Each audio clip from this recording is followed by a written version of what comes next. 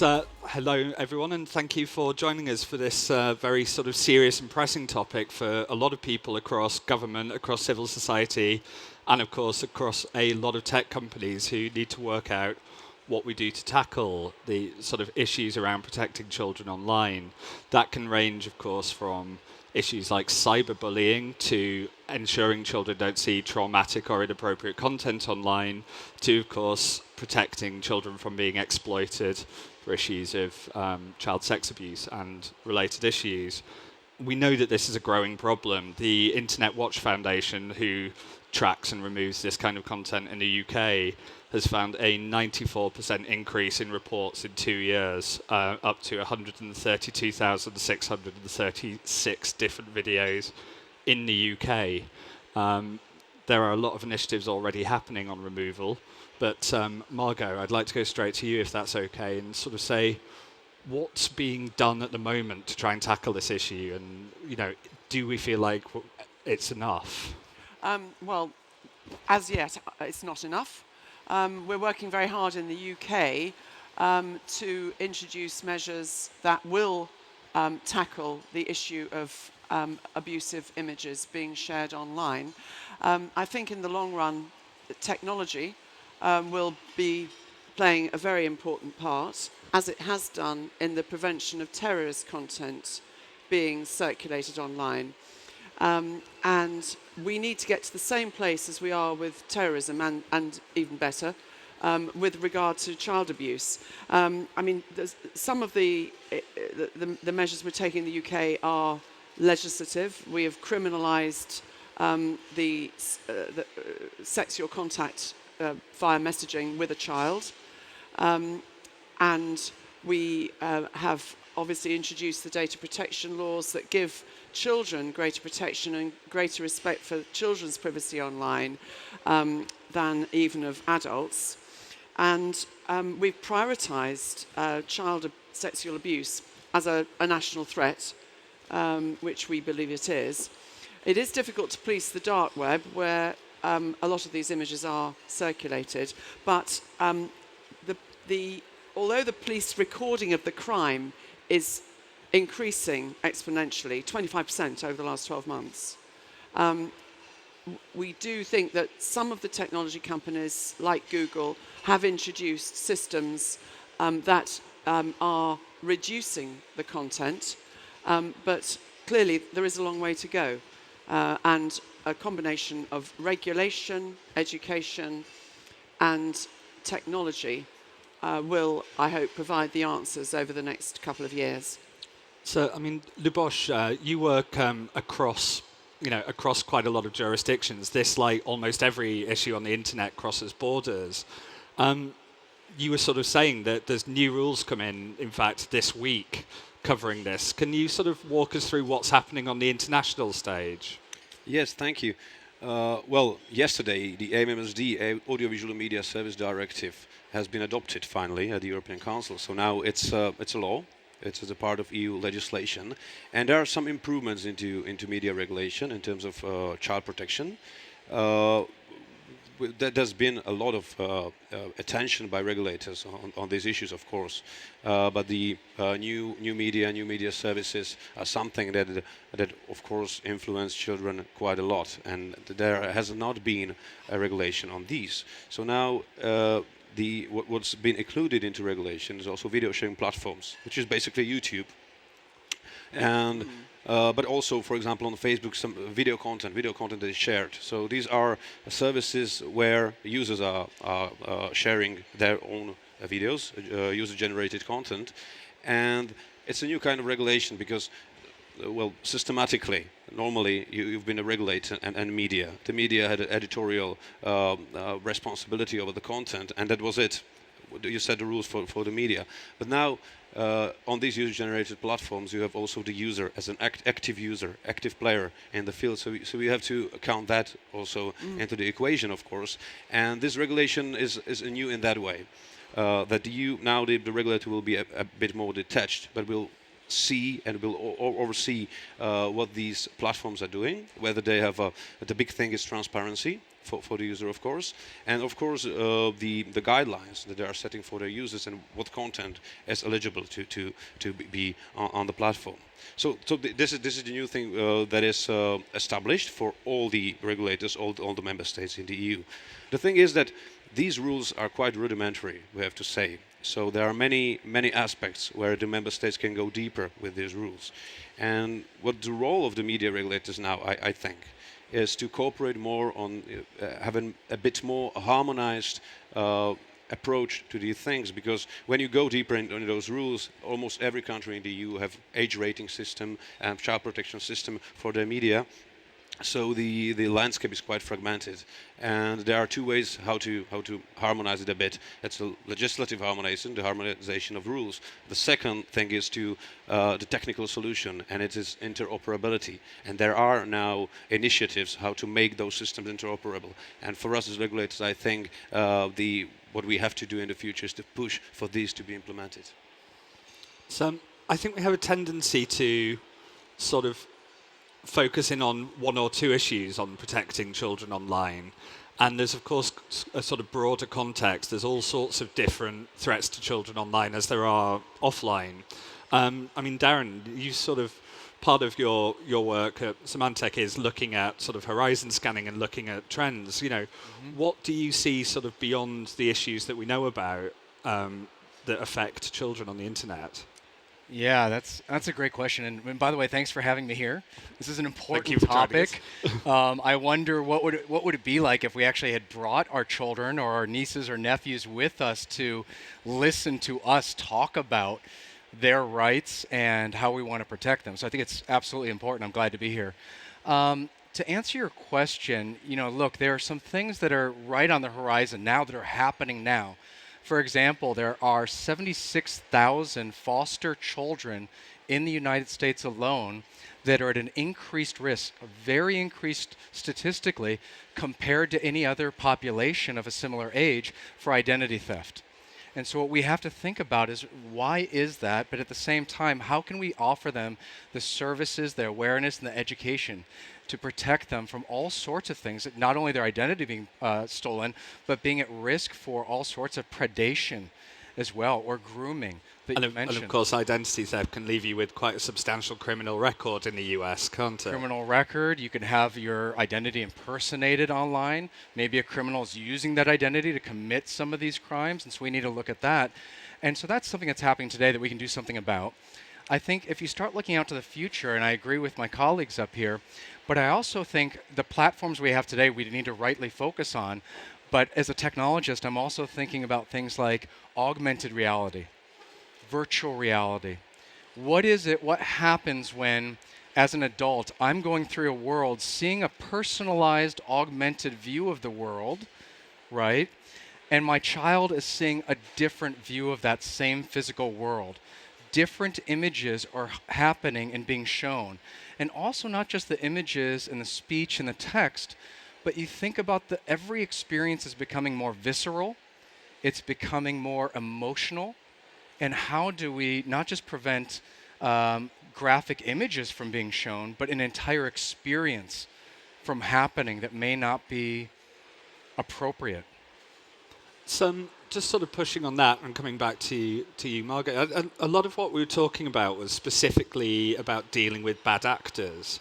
But a lot of the challenges on the internet are sort of unintended consequences. So on YouTube, for example, which a lot of people let their young children watch, the sort of recommended algorithm, if a kid keeps watching a series of short videos, they can quite famously start on Peppa Pig and quickly end up on something borderline disturbing, if not an actual sort of far-right or jihadi video. How much do you think we're thinking about and looking to this sort of world of unintended consequences? Where also, say, on a different social media platform, someone might be quite earnestly sharing graphic images from war. How much is being done in that field? Well, I think at the moment in the UK, I'm very aware, of course, that these issues are global and require global solutions. But it also requires, I think, governments to take initiatives as global initiatives are being worked upon. And what we're doing in the UK is working on a consultative document that we intend to publish this winter on a wide variety of online harms and illegal content, semi-legal content and harmful content, and how we propose to deal with those. Different harms might require different solutions, and my department is working with our Home Office on this set of proposals which we will consult about as a precursor to legislation, probably sort of 18 months down the line. Going to a couple of the points you raised, I mean, you raised the unintended consequences of searching and, on YouTube, for example. I think really one of the things that we will be consulting on is how we make companies accountable for the unintended consequences of their commercial decisions. At the moment, there is very little accountability. But we wouldn't, I don't think, sit here and discuss the impact of a major oil company as it pursues its legitimate business interests around the globe if an unintended consequence was a major oil spillage. We wouldn't just sit back and say, well, they didn't intend to do that. We'll proceed without regulating them. We're in that environment now in the online world with threats as significant as those sort of things that regulators have impacted upon pretty successfully in other sectors of the economy, and we have to face up to our responsibilities of doing the same in the digital world. I mean, just to sort of stick with this for a minute, we sort of talk about tech companies being more accountable, and I would be surprised if anyone on the panel or in the audience would disagree, but given, as you say, this is a government priority and you're looking at legislation, do you think governments are doing enough? I've seen a figure that says the sort of actual spend in this area from the UK government is in the region of about 20 to 30 million pounds, which in the context of a country the size of the UK is not a great deal. I mean, does government need to step up and take this more seriously in financial terms as well? Well, I would challenge that figure, by the way. I'm not sure where you got that figure, but I mean, the budget, for our information commissioner is quite substantial, and that's not the only area where... I think that's around specifically tackling images of child abuse. Right, oh, sorry, I'm so sorry, yes, I was thinking it was in a wider context. Of course, yes. I think the answer is, with the benefit of hindsight, governments have perhaps been slower to act in this area than would have been desired. And I think what we're facing is a period of very, very rapid technological change, which is quite hard for governments to respond to at the same pace.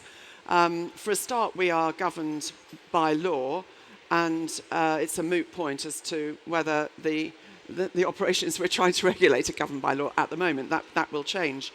So I think that there is a reason why there has been a delay, and I think it's important that governments get these things right.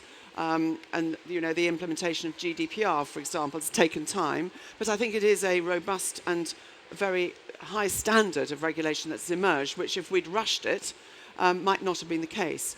So I do think that it is important to take the time that's needed. But of course that budget may not be the same sort of budget once we've produced our consultation and assessed the feedback we've had and proposed legislation that we won't be able to necessarily stick to those sort of budgets in the future. Coming to you, Ľuboš, it's, we sort of said we've had the issues raised of looking at, the possibilities of AI and algorithmic issues, augmented reality. We've got a lot more challenges down the track, and we've Absolutely. not really grabbed the ones in front of us yet. Do you think, by nature, regulators are just going to have to stay behind the curve and trying to play catch-up, or is there a way to get ahead? Well, I'll start maybe even your question before. The thing is that even general public, realize quite recently that there's a real danger for the kids. It was always, that sense that don't mess with the internet, don't mess with the platforms.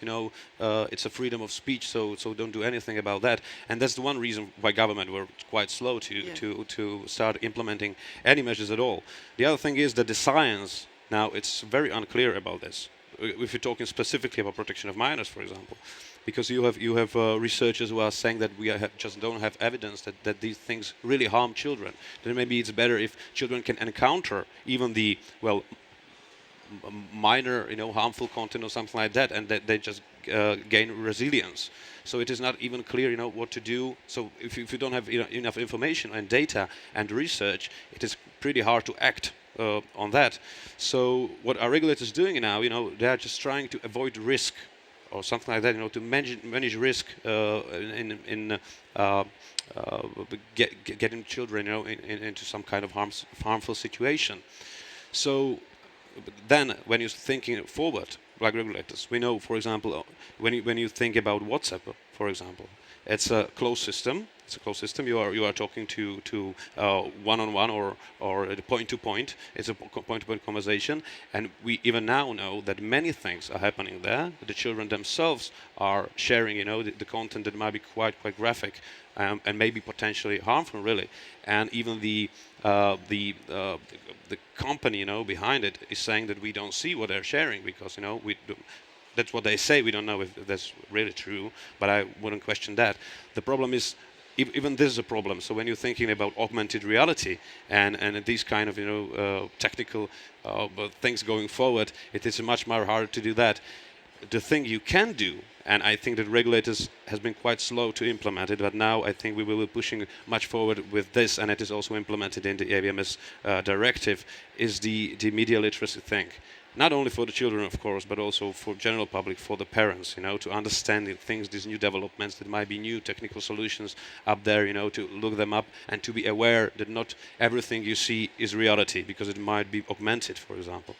Sort of picking up from that, before we came on stage, Darren, we were sort of talking about what would happen if someone on this panel sort of saw an 8-year-old sitting there and started shouting abusive things at them, telling them they're an idiot or whatever, and just how long you'd be allowed to shout at a stranger's child before, frankly, someone would step in or police would step in. And that's not the culture on the internet at all. If my 12-year-old nephew played video games and you would hear him being shouted at by a 30-year-old he's playing against, which is bizarre. Yeah. Who's responsible for the way that these online cultures have developed, and how do we kind of put offline norms back in them? Yeah, and that's a great question. We were actually talking about sport and whether you play tennis or football or something, and I was thinking about outside of a tennis court near my house, it says, custom and tradition require the following behaviors.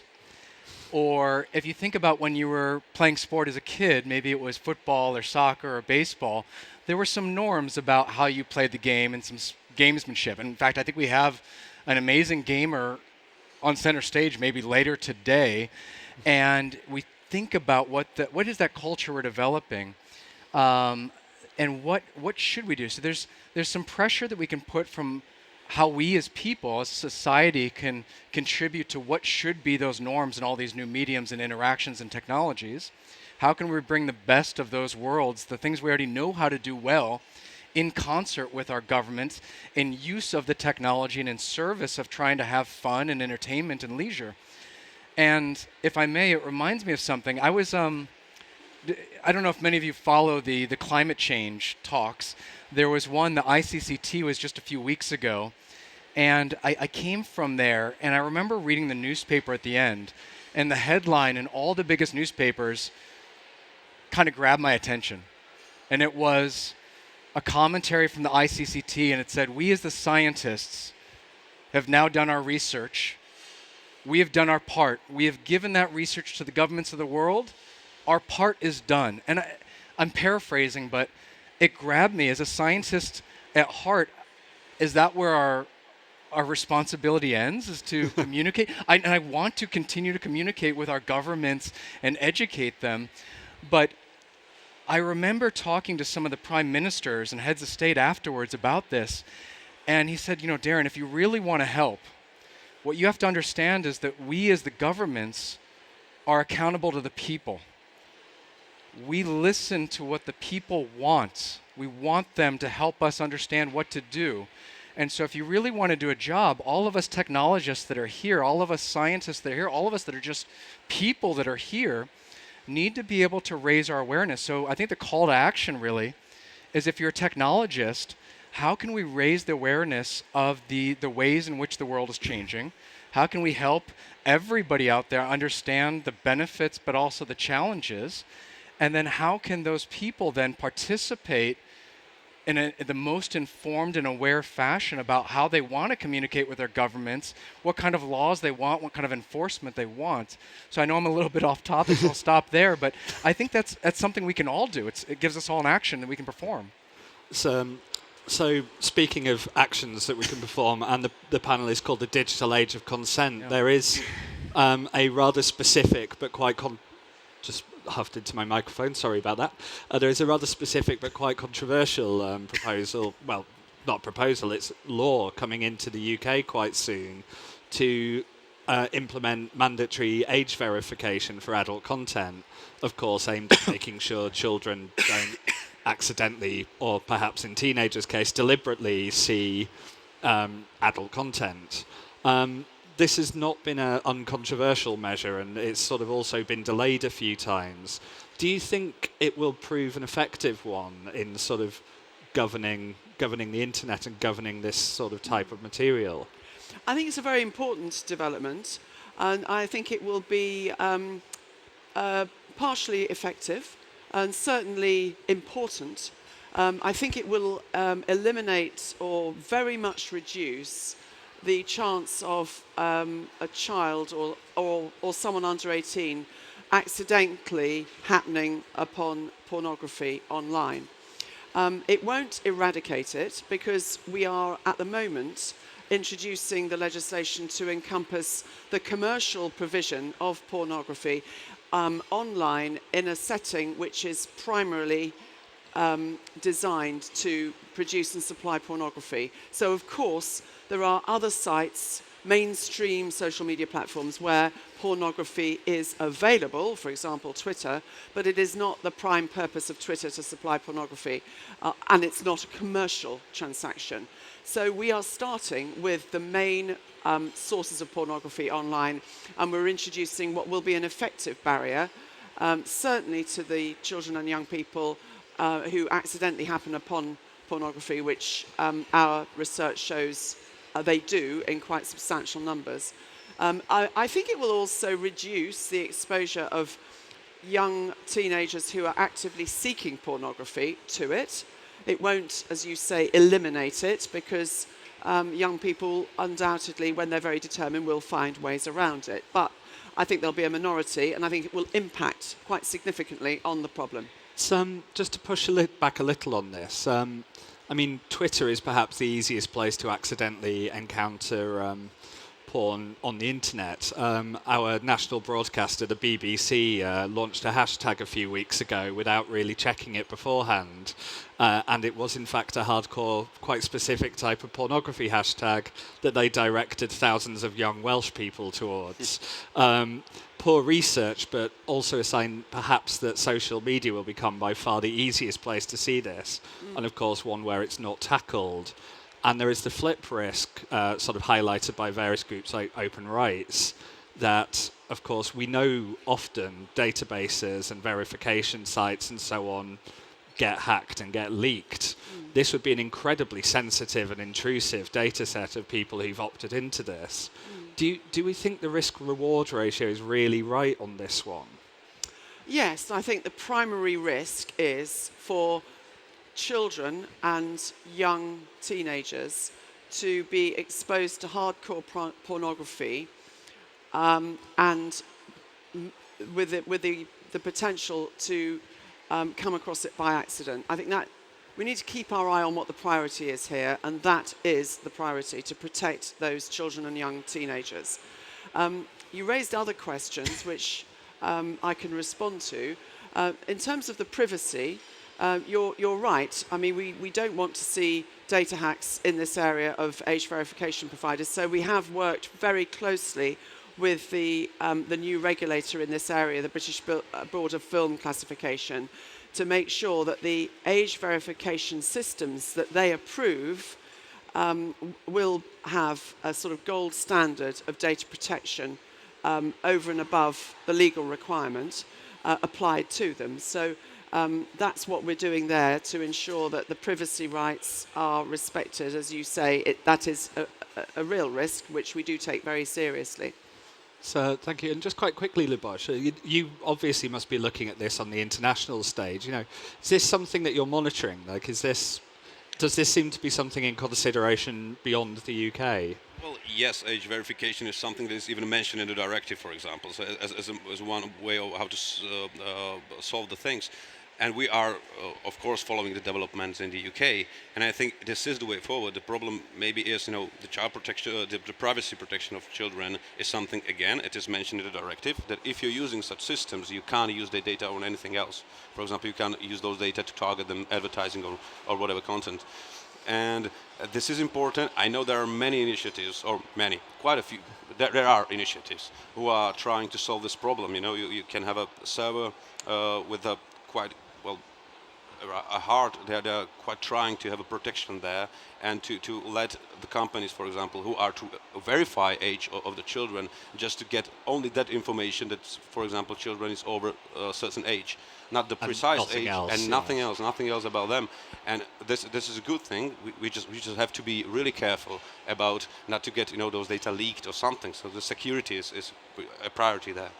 So I'm quite anxious to finish on time, but I do want to give people a chance for a very quick final thought, if you have it. So if anyone's got a sort of 1 or 2 sentence final thought. Well, there was one thing I wanted to add to my earlier answer, actually, and that is that although we are at the moment bringing into law the age verification for commercial providers of pornography, we are also, as I mentioned earlier, looking to legislate in 18 months' time or so on a number of internet harms. And if we find that our age verification hasn't gone far enough in terms of the other social media platforms that you mentioned, then we will have the opportunity to reinforce the legislation and apply it more widely if we think that's necessary.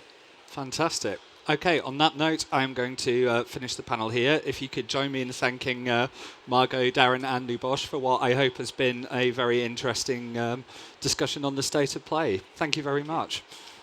Thank you. Thanks, James. Thanks, everybody.